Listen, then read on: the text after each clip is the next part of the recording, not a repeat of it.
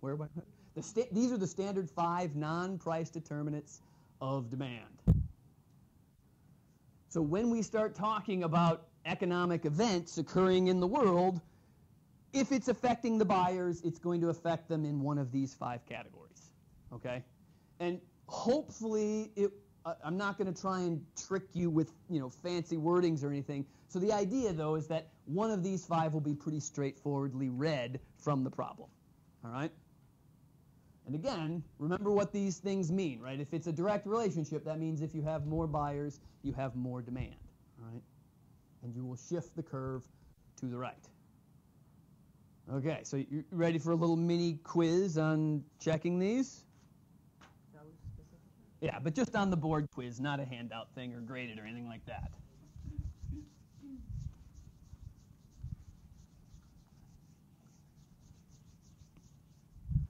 All right, so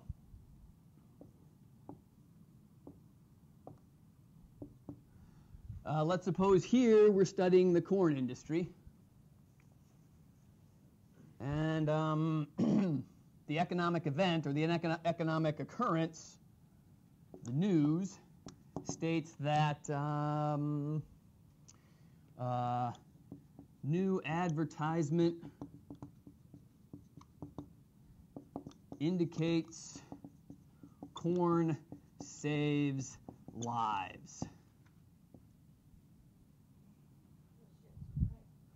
We will shift it to the right. So what will I do? So I will say, if I'm graphing it, if I'm asked to graph the change, 1, make sure I note one of 3. You got to do one of these 3 things to note that I know what you're doing graphically. You either have to draw the arrow telling me what direction the line has moved, or you need to draw your demand letter with a slash on it. That means it's new. That's what this little slash means.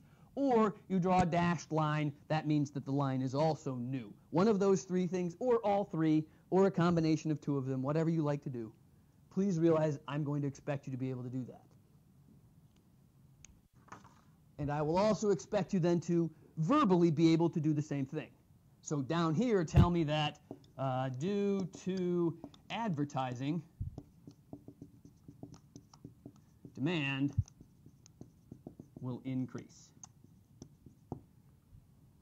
And you will learn to use all of the different synonyms for the word increase, because you don't just want to write the same word down over and over and over again. So you'll say demand will grow, demand will rise, demand will increase, demand will expand beyond borders, right? Whatever, use a different phrase every time. That'll help you to keep it in your brain.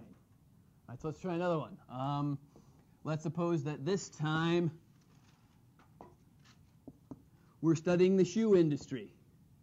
And I tell you the news is that the price of shoes falls.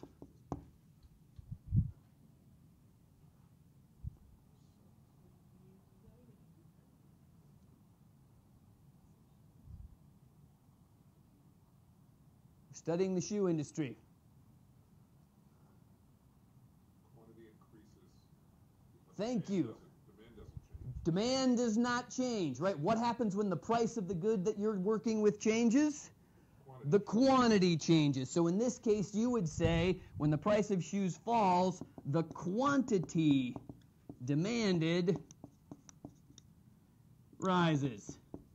There is no change in demand here because it's not one of the 5 non-price determinants. It's the actual price of the good. If you just change the price of the good, demand doesn't change. You just can either buy more or less. Right? This is a very, very, very classic economics trick question. Were you expecting to increase or decrease demand, and I just throw you a price change?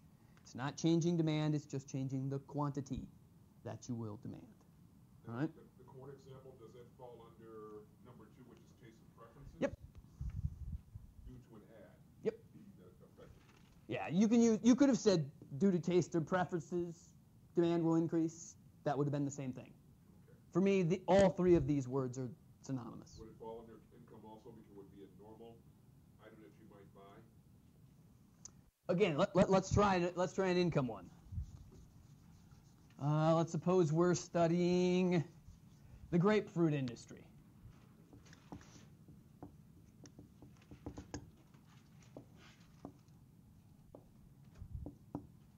Here's our demand, and the news is that incomes rise 10% this quarter. So average incomes in the United States this quarter increased by 10%. What happens to the demand for grapefruit? Why? And so what would you say about grapefruit? What would you say it is? It's a direct relationship. So it is which one? A normal. Thank you. There you go. So indicate that grapefruit is normal. If you don't tell me that grapefruit is normal and just tell me that incomes rising will make this demand rise, you've skipped a step. Okay? When it's income, you need to tell me one of these two things. Okay? And again, for some of you, it may have been that demand fell because you think that grapefruit sucks. If you hate grapefruit, personally, I don't like it either. I would have said that demand decreased because I don't like grapefruit. When I make more money, I buy less of it. My wife does like it, but, whatever. That's her problem. All right? Again, so it's up to you, but as long as you explain it, you're still correct. So in this case, I would say, right, incomes rising make my demand for grape fall due to inferiority inferiority grapefruits.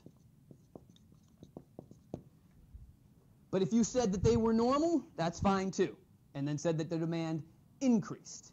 Again, so either answer is correct as long as it's answered properly, right? Same example, Mm-hmm. but the news is different. Okay. The news is doctors report that grapefruits are good for you. Should have one a day. The non-determinate, the non-price determinant, with that example, would that be number one? No, it's actually number two. Because the numbers of buyers would go up? You could potentially, that one will be that there will be an increase in buyers indicated in some fashion.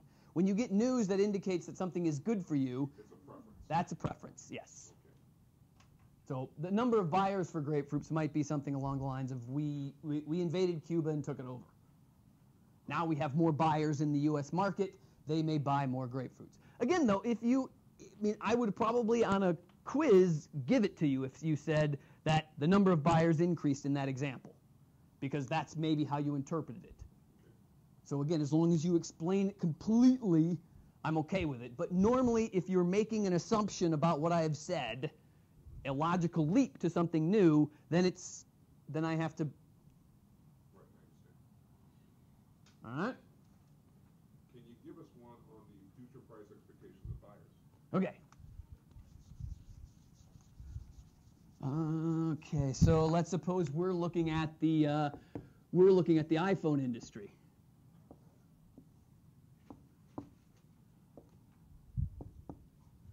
And the news is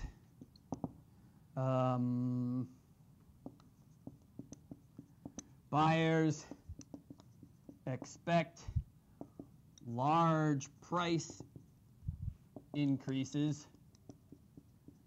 from Apple. So the latest report came out that said Apple is hurting, so therefore their way to fight it is to say, ooh, they're going to raise prices. Or at least buyers are saying that. So I am indicating to you that buyers are expecting large price increases. It has to be that specific. Because if it said sellers, that'd be a completely different story. Entirely different. So what would this do? If we expect the price to increase in the future? Inverse. So if the prices are going to go up in the future, what's our demand going to do? Go down.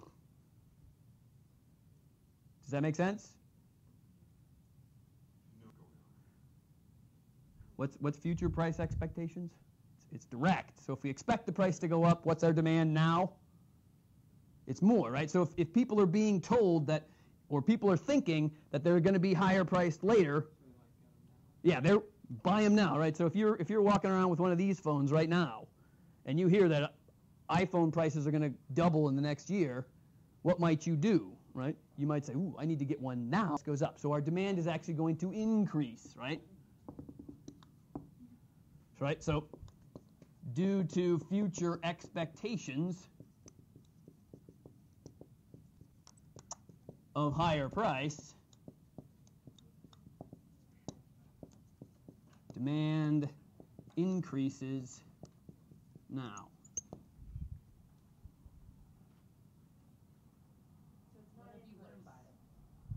It's not inverse, right? This one's direct.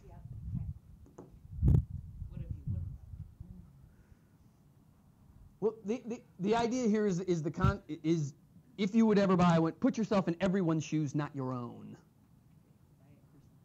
Well, me too. Couldn't that also be used as an example of a price change of a related good? So let's say buyers expect large price increases from Apple, so Samsung sales go up. If we were talking about Samsung iPhones instead of just generic iPhones, then potentially, yeah. Well, no, Samsung's a Droid and iPhone's is a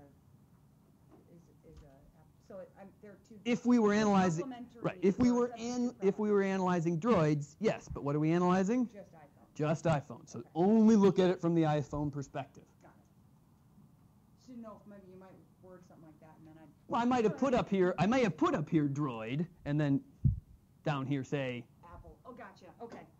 Thank you. And then would that be for number 5? Yeah.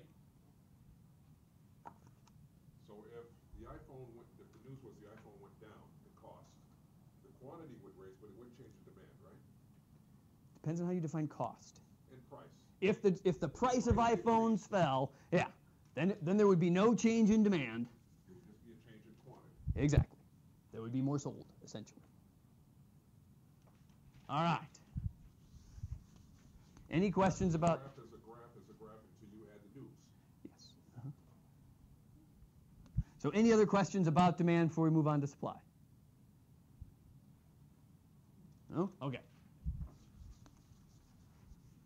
Again, remember, demand is the buyers.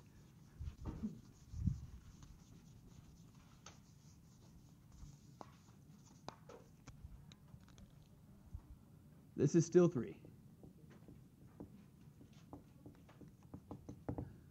Again, let me preface supply by saying take your brains out, switch them around, right? Think of yourself as being the seller, not the buyer. So when you're the seller, you do not like low prices, right? That's bad because you're not making as much money, right? So imagine yourself in a Bentley and you're the CEO of, Mobil Oil or whatever, right? You want gas prices to be higher, right? So all those companies in Texas that sell gas, they are ecstatic about gas being as expensive as it is. They like it, right? The oil industry in Texas, that's why Texas is so non-recessive right now, because they've been in the oil industry and the prices of oil is constantly going up, right? That's good for them. They like it. All right, so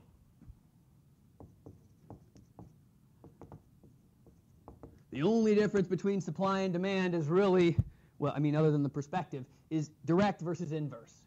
There is a direct relationship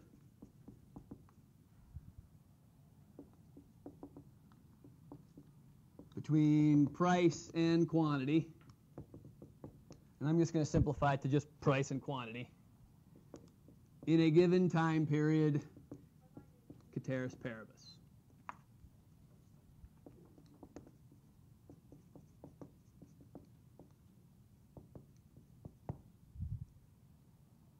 So it's exactly the same wording as law of demand, except now it's a direct instead of an inverse. So when we draw our graph of a supply curve, instead of having it going down to the right, we go up and to the right. And instead of labeling it with a D, hey, what do you know? Because that represents supply instead of demand. All right?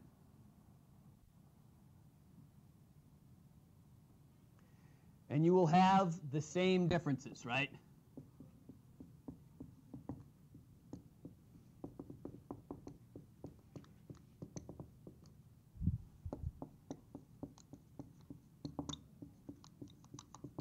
What will make a change in the quantity supplied? Change in demand, or quantity demanded. What will change? What would change the quantity demanded? Price. So what changes the quantity supplied? Price. So a price change will change the quantity, right? So if I told you that the price of a particular good increased, what would a supplier do? The opposite. If the price went up, he actually makes more. If the price of a good goes up, you're a seller. You want to make more money, right? You're going to crank out more of that good, right? So you're actually going to make your people work overtime. Maybe even pay them a little bit more because the price is going up. It's making it worth it, right? Exactly. So the quantity that you supply, again, remember that it's supply, so it's quantity supplied as opposed to quantity demanded, right? So a higher price equals increase in quantity supplied. Again, you're the supplier. You want to make as much money as possible. So when that price goes up, you're pushing your product out there as many places as you can. Like, who cares who's selling it as long as they're selling it at that price that makes you a buttload of money? So what would change the supply? Well, not price, but it would be one of these. Except instead of being determinants of demand,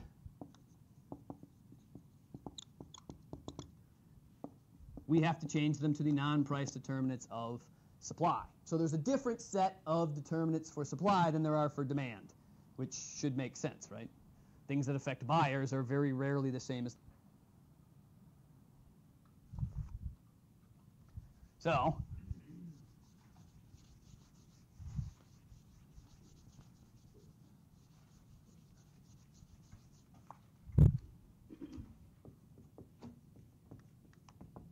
there will be two lists of non-price determinants, demand and supply. Those first 5 were demand, these next 5 will be supply. So, if the number of buyers changes our demand, what's the first one for supply?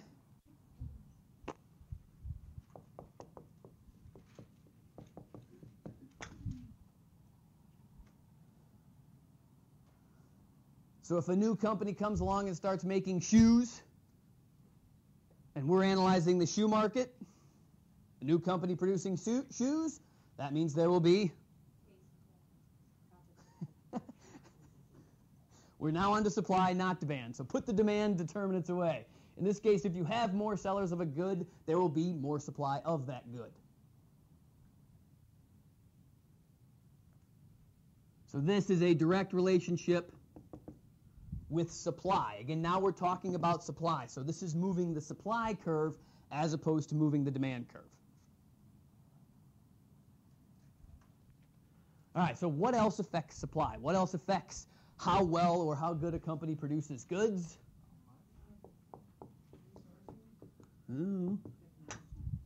Technology in the industry that you're analyzing.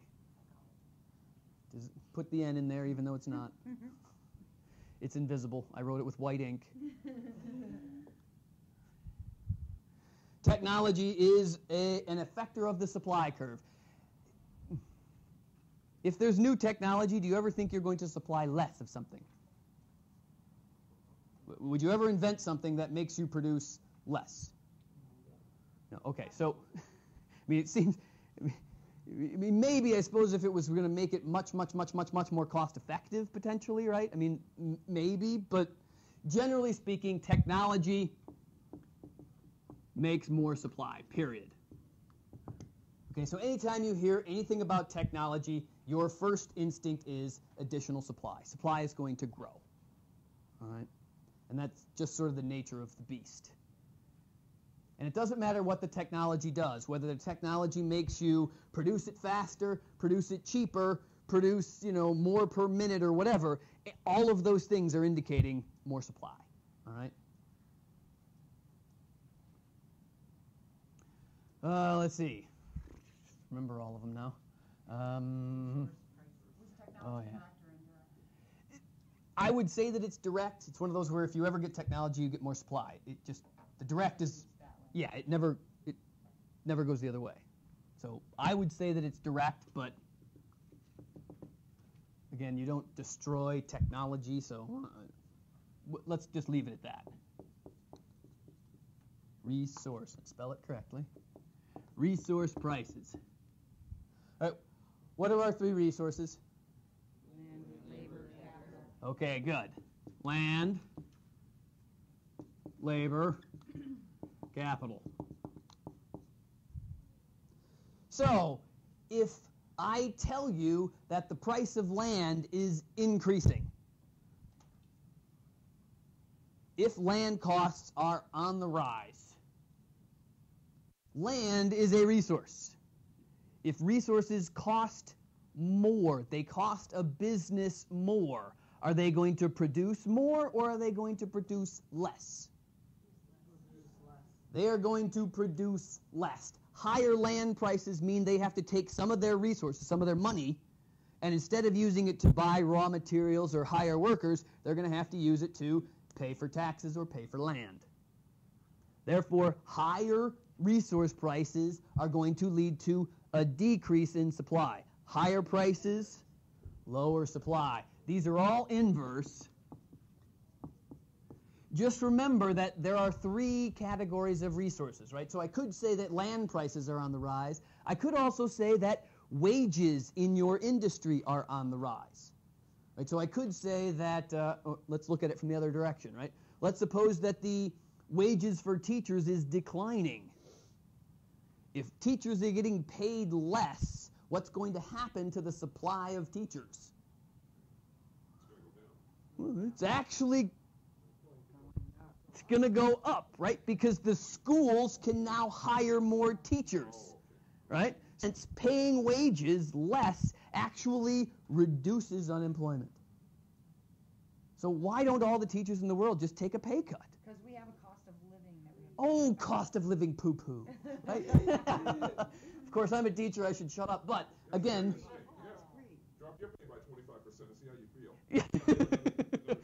Exactly. But, again, that's the idea from the business perspective, right? Businesses, they don't really want labor costs to go up, right? If they do go up, they're going to have to produce less, right?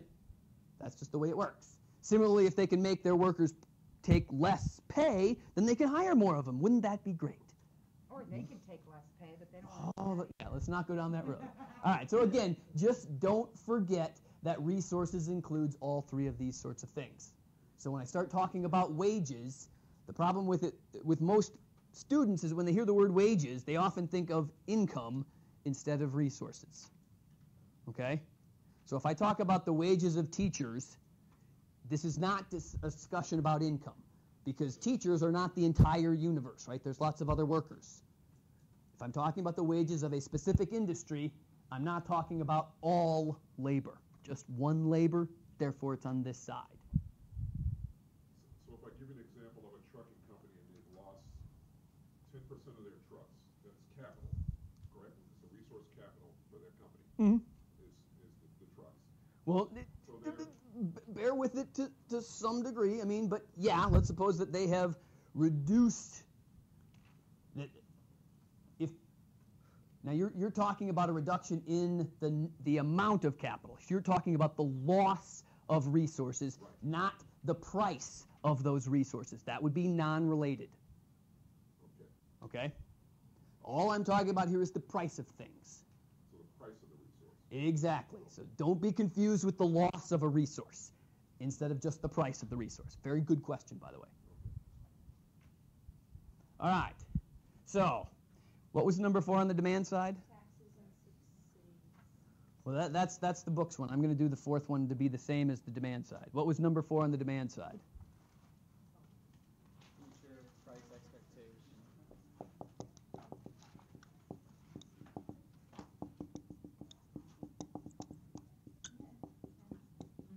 So I will change things up a little bit compared to the book.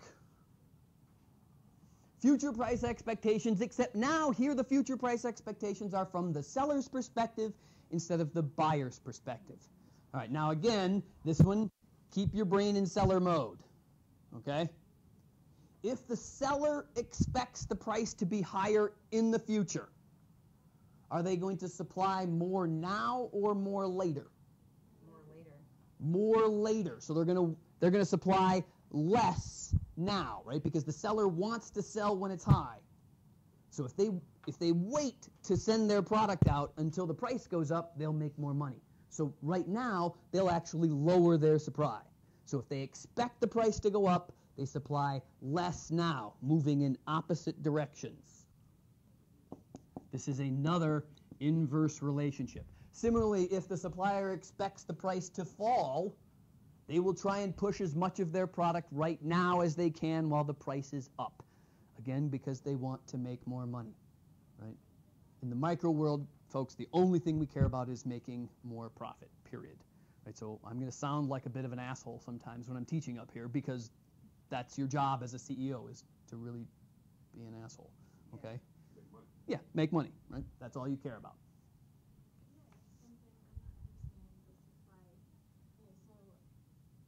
Say iPods, they're raising the price, so the supplier wants to make more money. Mhm. But everything we've been taught says that the buyer's going to buy less If the price goes up, because the price is going up. but the buyer, They're throwing all this extra money into iPods that customers aren't going to buy how do we know they're not going to buy it? because the price went up. But So, if you use advertising, they'll want to buy it, especially positive advertising. People are still buying iPods even though they're exorbitant cost. They're not out there buying cheapy MP3 players because they want the name brand. yeah, it's not that the price change drives the supply. It's the supply changes based on the price. So if a supplier sees that the price of an iPhone right now is $100, they're going to produce, 1,000 of them per week. Now, for whatever reason, let's assume that all of the sellers increase the price to $125. You're the maker. You're not the seller. You're the maker. All of a sudden, you see the price is up here at $125. You're the maker of iPods. If they're at $125, what do you want to do? You want there to be more iPods out there for sale so that those sellers can make $5 a pop. So again, it's the price change is driving a quantity supplied change. When there is a change in supply that will change the price, then we'll get to that in Chapter 4. So you're already getting to Chapter 4 because you probably studied a little economics before. And we're just setting the table for that. All we're doing right now is saying, if you can sell it at 125, how many would you sell? That's it. So we're not saying that the price is being driven up by the supply. We're just saying react to the price. Right? That's what the law of supply states. It says we would create 1,200 a week if they were selling at $125 a pop. That's all we're saying. Okay? And we'll get to what you're getting at soon. That's Chapter 4. So keep that in mind, and then you will see when it comes there. All right. But good question. Anything else? Number 5. Number 5. Here are your taxes and subsidies. This is one of my favorite things to talk about. So, how many of you here in this class have had to pay sales tax? You've all paid sales tax, right? So you've all owned your own business, right? Well, but if you've paid sales taxes, you've owned your own business. Well, I've owned my own business, but I didn't have to pay sales tax because I wasn't selling any products. Okay, so you've never paid sales tax then? Right. Okay. I have never paid sales tax either, to be honest. Where does sales tax money go to? Who gets it? The government, right? Right? So when you go to the store and you buy a new shirt and they tack on 5.5% tax, do you have to write a check to the government for 5.5% of the price of the shirt and send it to the government after you buy the shirt? No, they just take it out of the... They just add the 5.5% to the price there at the cash register. Does the store have to take the 5.5% that they collected in sales tax from you and put it into a very special bin that only the government gets to touch? I think so. No, they do not. That is not how it works. All the money that comes into a business, they just collect it, period. And then at the end of the month or the end of the year, however they do it, whenever their tax filing is set up, they have to add up how much did they sell. Based on how much they sell, they have to take 5.5% and take money out of their coffers to pay that tax. That's it. It has nothing to do with the fact that you paid 5.5 quote-unquote percentage sales tax on the good that you purchased. Companies do not have to charge you 5.5% sales tax. The only reason that they do is because you're willing to pay for it. You've been bamboozled into thinking you have to. It's just their way of jacking up the prices without us thinking, oh, this is something we need to do. It's passing on cost is what it's doing. I mean, the cost is there. It costs the business 5.5% of everything that they sell in order to sell it. And the problem with it is that when the government first created that, it was a means to say, look, you need to pay back the government for producing an environment where you can sell this sort of stuff. The problem with it is that the businesses started saying, oh, it's so hard to pay sales taxes. And they started telling all of the buyers, I have to pay the government 5.5% sales tax. What did the buyer say? Oh, we feel so bad for you. We're so sorry for you. Let us help you. That's what the buyers said, right? Well, isn't it? I was standing at the front of the line that day. I mean, why? Selling a product that you have to pay sales tax. No. Well, then what about No. our vehicles? No. None of that either. They don't have to charge it. They do it because you're willing to pay for it. They tell you that I have to pay, as a business, I have to pay this 6.5% sales tax on a car sale. Therefore, I'm going to charge it to you because I'm nice. Okay, so how do you go about not paying that when you get your... You don't buy the product and tell them you have to lower the price by 6.5%. Okay. And will they do it for you? No. Of course not, because they've already internalized that cost as something that you, as the buyer, are going to pay. And we have been convinced that that's true. When you register your car every year and you charge, say, $87, Mm-hmm. if you've bought that car already, who's getting that? The DMV is charging us every year to register our car. So where does that go? Oh, that actually Goes goes, to roads and things? Or? well, it also goes to run the DMV. Oh, okay. So part of it is to run the DMV, part of it is also A lot of- theoretically to, Because I know a lot of people complain when they sell their vehicle, and the next people that register it, they have to pay sales tax. pay That's right. Yeah. Of course. That's part of their job, too, is to charge that tax and make sure that the government gets it. In that instance, the government actually does get it directly. Right. There's a lot of things in the contracts of buying a car, which you mentioned that. I used to be in sales for, I used to sell cars. And for example, advertising on every bill, most likely $300 for a brand new car. Advertising is right there. Should you have to pay for their advertising? Should you watch a commercial, but know what's in there? It's a part of the price. They're going to charge you stuff that you generally have no idea that you're paying for. Okay, you wheel and deal, buy me 2 cars, I'll pay you. Okay, so unfortunately, I haven't been able to convince any of the stores that I go shopping at that they shouldn't charge the tax either, even though I tell them that I shouldn't have to pay it.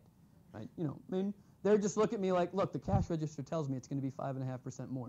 You have to pay it. And if you choose not to pay it, what do they say? You don't get it, right? I mean, that's the way it works, right? So you keep looking until you find a place that'll sell it for 5.5% less. What about like tax exemptions then for, say, educational organizations? Well, that's income tax. That's something else entirely. So This I is straight thought sales that- tax. I thought that had to do with sales tax. It's like I work in theater and I go out for the theater company and purchase props and things, and they do remove. Right. That's income tax, which is slightly different. This is Okay. straight sales tax type stuff. I always thought it was sales tax, so it's good to know Nope. that that's not what that is. So sales tax is if you charge a business more in sales taxes, will they produce more or less of a particular good? Less. I mean, they have to, right? Because they have to take 5.5% of the money that they collect from selling it and give it back to the government, right? So they can't use that money to buy more raw material, hire more workers, et cetera, et cetera, et cetera. Right? And again, this is also why they say when you lower sales taxes, you potentially can increase employment, right? Because then those businesses will have more money so that they can hire more people, right? Because that's what they'll do. We'll get to that, though. Okay, if that's the case, why don't more businesses do that? Just charge like 5.5, I know some businesses just charge 5% now, and then way more people know theirs, they weren't paying as much, and then they'd be making more money, right? They do, but they just like to call it something like sale instead of calling it tax rebate or tax reduction.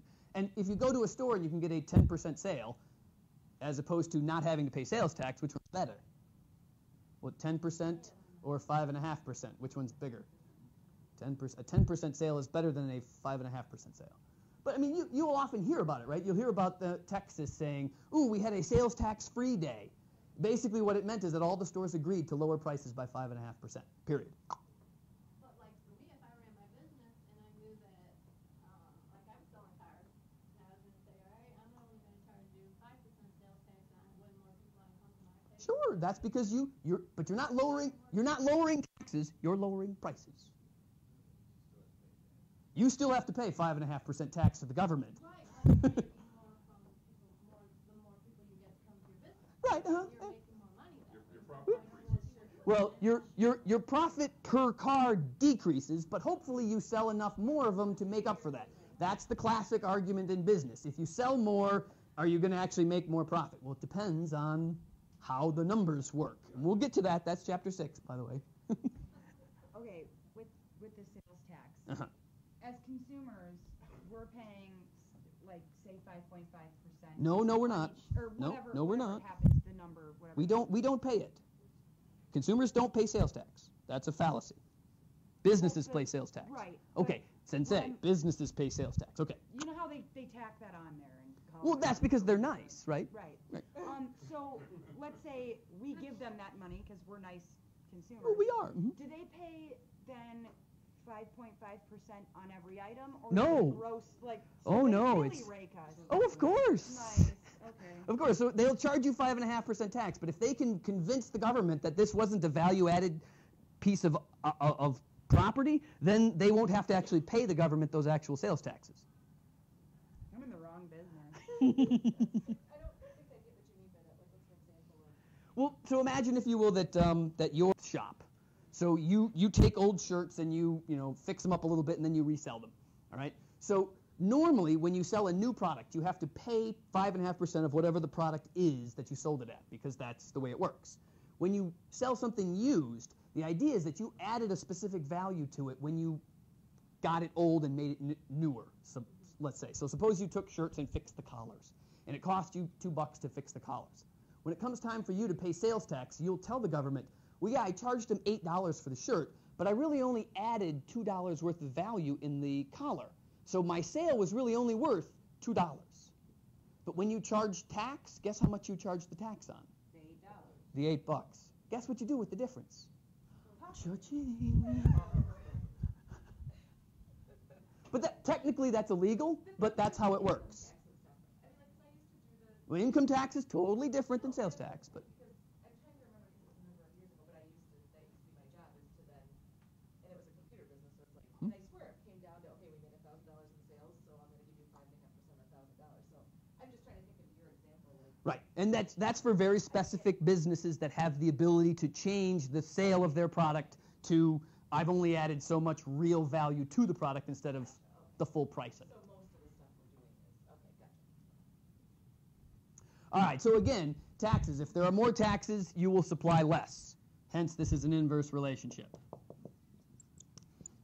Subsidies, on the other hand, when you subsidize something, that's where the government actually pays you to make it.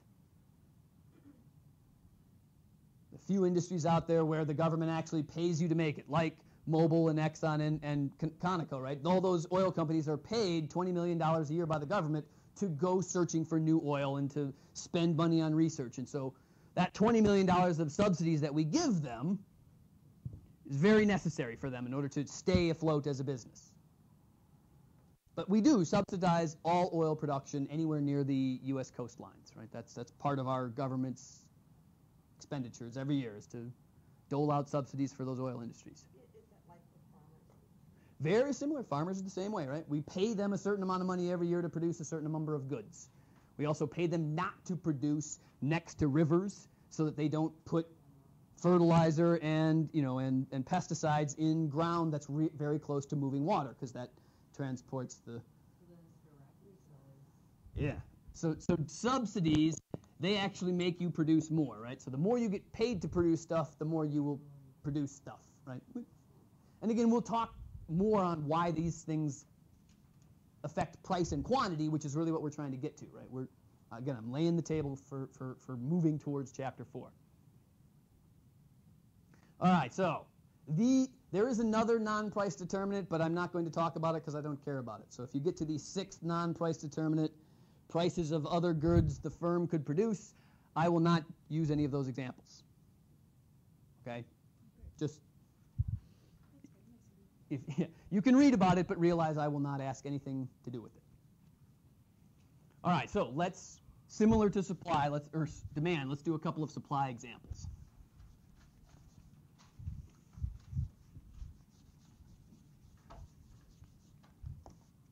All right, so suppose that we are Tropicana or something, so we are studying the oranges industry. Here's the supply of oranges, and here's the news. Orange pickers form a union, and wages increase 20%. So orange pickers get a 20% pay raise. Quantity's gonna go down. Straight up. Yes, straight up. Supply is going to go down, right? So here, our expectation is that since sellers of oranges, are going to have to pay to their workers more, they're not going to produce as much oranges. They're not going to pick as many oranges, right? Because they got to pay the workers 20% more to stand out there in the orange groves and pick, right? The verbal enunciation is the increase in resource costs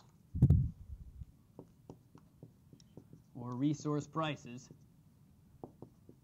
leads to a decrease in supply.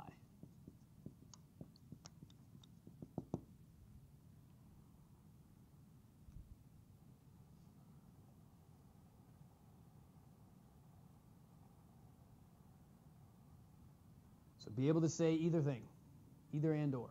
Do the graph, draw the picture.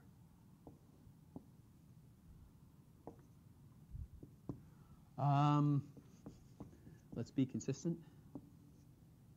Here's our supply of shoes, and here's our news.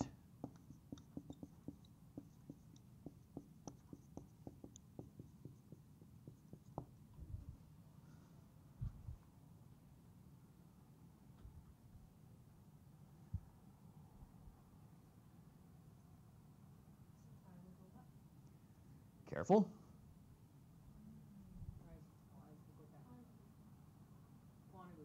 The quantity supplied will go up, right? So we're not going to move the line. If the price of the product that we're analyzing is what changes, that's a quantity-only change, right? So our indication here is that the higher price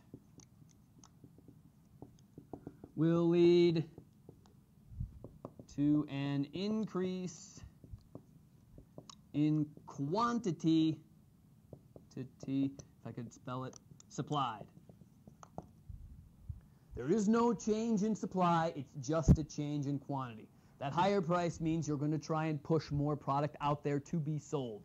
You don't want anyone to come to the store and not have enough iPhones to buy if they're $200 a pop, right? So you're going to crank out as many of them as you can.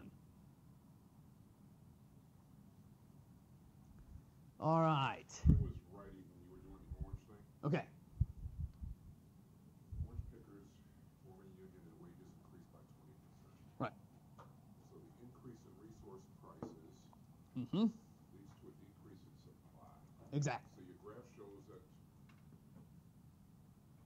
Here was my initial supply. right, It shifted to the left. Anytime you get a decrease in your supply or demand, whichever one it is, it shifts to the left. instead of to the right. Yeah. Shifting to the right is increase. Okay. Think of it like this, is that everything is driven by price here, right? So this is why I try to lead you into not thinking of up and down and instead think left and right. Because at this price, our supply has shrunk. So basically, at all prices, the supply has decreased.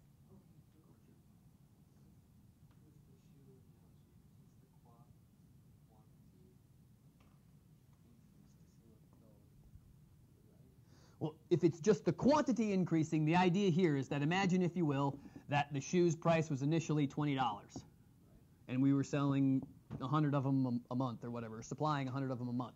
If, for some reason, and you're not exactly sure why, the price shot up to $40,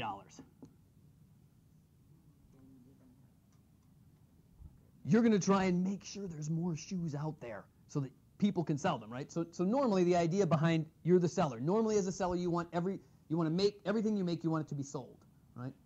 At the same time though, you don't want anyone coming to the store and your product is off the shelf, right? It's empty, so they can't buy it, right? At $20 you may let that happen, right? Because you're not making a whole lot of money per shoe. But if the price all of a sudden chops up to 40, you're going to be like, oh crap, you know, the amount of money I'm making per shoe is now a much bigger deal, so I'm going to ramp things up to some degree and say I'm going to make sure I crank out 150 a month so that I can guarantee that everybody will be able to buy my shoes at $40 a pair.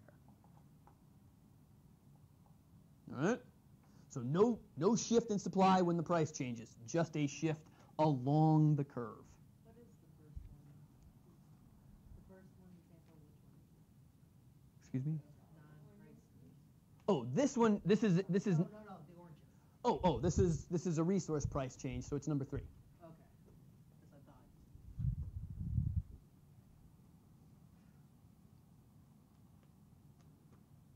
thought. Are we good with supply? Right, now the obvious thing is now I'm going to start giving you news, and you're going to have to pick whether it's a non-price determinant of demand or a non-price determinant of supply. I need a couple more examples of supply. You want a couple more supply? Okay, cool.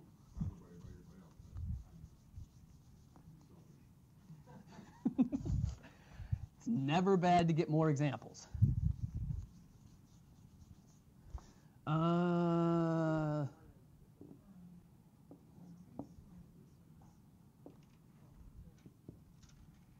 Suppose that we're looking at, let's suppose we're looking at gas. And not oil, but gas. So this is gasoline. On the shoes, what is that one under? The shoes one, it's not under any of these, because that's just a change in price. That's regular law of demand, law of supply. Right, that's the whole, basically that's the law of supply, exactly, that there's this direct relationship between price and quantity. So that if price goes up, quantity goes up. All right, so let's suppose our news here is that Wisconsin decides to raise gas sales tax by 10 cents per gallon, which is what they've been saying for the past, couple of weeks, that the Wisconsin state government is potentially going to do. They're going to put a 10-cent state sales tax on gas to pay for the road upgrades and all the other problems that the state of Wisconsin is having with their budget, et cetera, et cetera.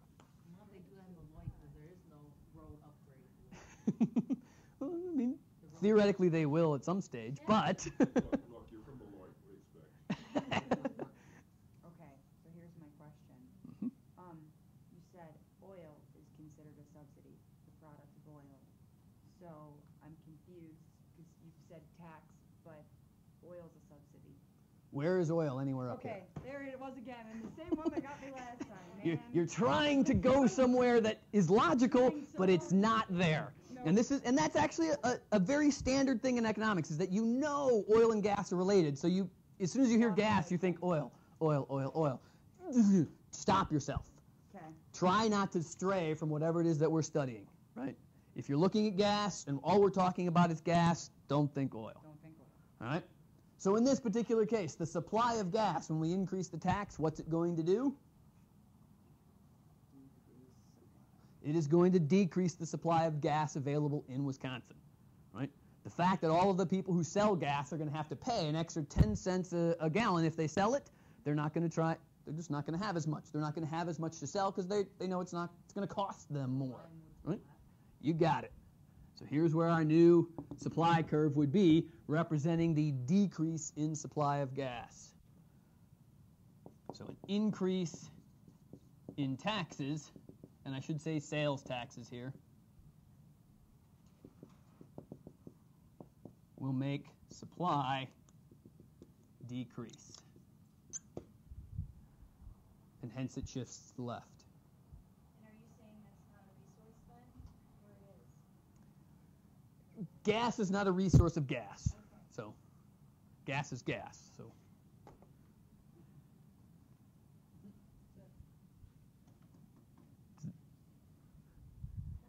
okay. Let's do one more. Let's say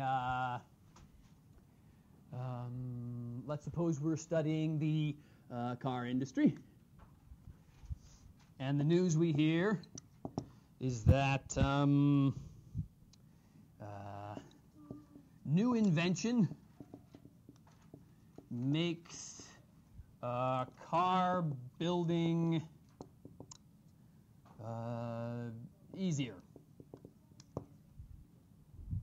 So you read a news report that states, here comes a new invention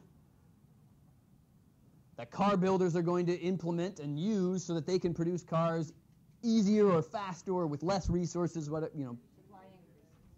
Exactly. Why? Technology. There we go. Okay. So you take what it's affecting, right? This is definitely affecting the supplier side of things. Which one of these is it? It's a new technology. Exactly. New tech leads to added supply.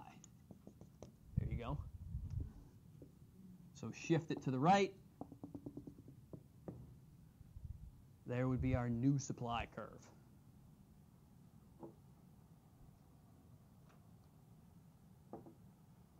Nobody write this down. This is just for me now.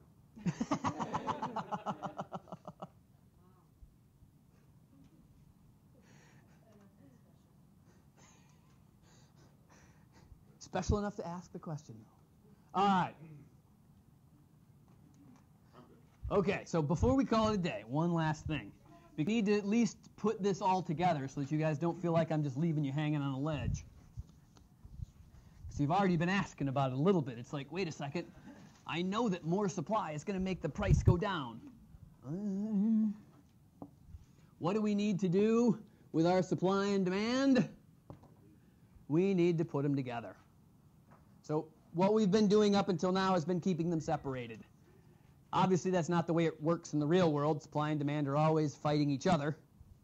So they're out here. So I don't care. It's price and quantity, whatever product you're analyzing. And what is the magic point here where supply and demand intersect? They're equal, and so what we call it is equilibrium. And normally after you say the word equilibrium, you should hear a chime in the back of your head. It should sound something like this. Oh! Because that's what equilibrium is. It's that magic spot where all of a sudden angels sing in the back of your head.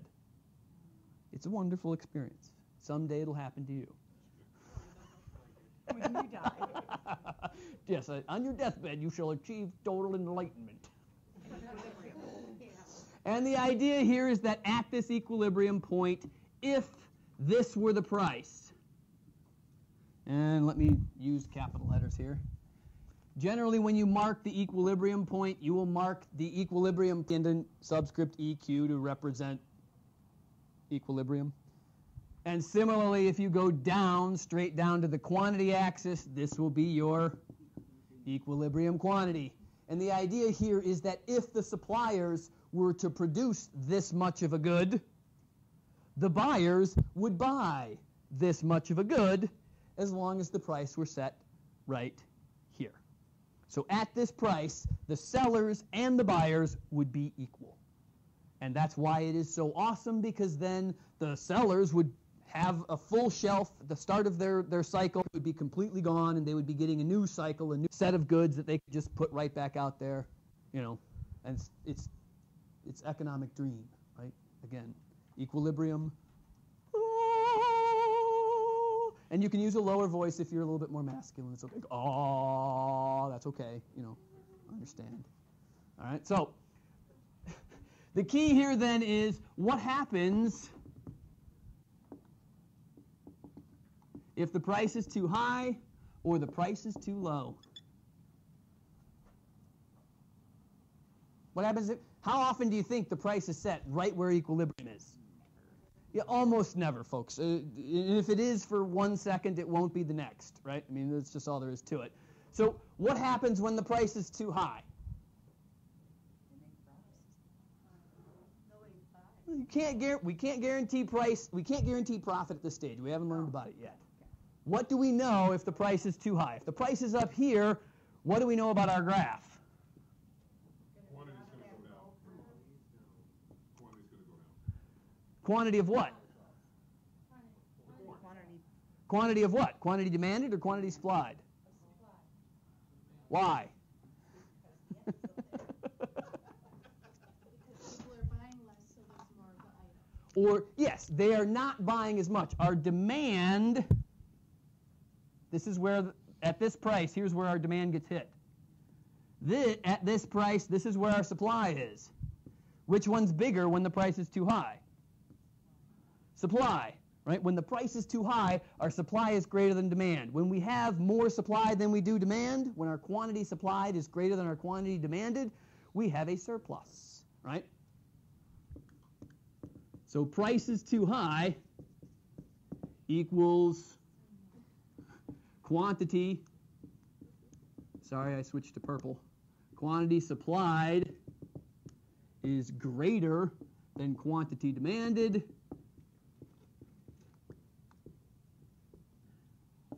Which is a surplus. And what happens to a store when it has a surplus? They have to put it on sale to get rid of it, right? So when they put it on sale, what are they doing? They're lowering the price. Which direction is the price heading towards? Equilibrium. Equilibrium is a lodestone, folks. It's what draws everything towards it. When your price is not at equilibrium, the conditions of the market will draw you towards it. And it's the natural progression is right there in front of you, right? If a store has, the shelves aren't going down and they're not selling any of the product, in order to get rid of it, what do? They have a sale. And as the price goes down, the quantity demanded will start to sell their product, right? Until what happens, right? They'll keep lowering the price until what happens? Hopefully they can figure out when it hits equilibrium. Do you think they can? No, they will move it down to the point where the price is too low. And what happens when the price is too low? You have a shortage, right? So the opposite occurs, right? All of a sudden the demand will be greater than supply. Quantity demanded will be greater than quantity supplied. You'll have a shortage. What happens when the store has a shortage of goods? They're going to have to hit the price back up, right? The next time they get the goods coming back, they're going to raise the price, right?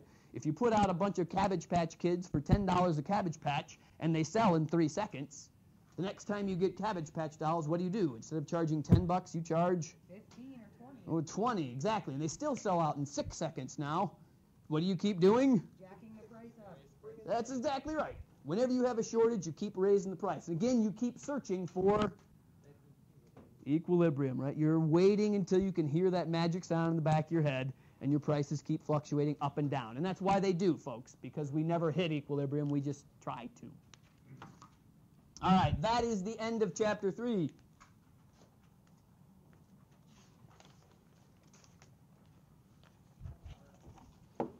Some homework in Chapter 3.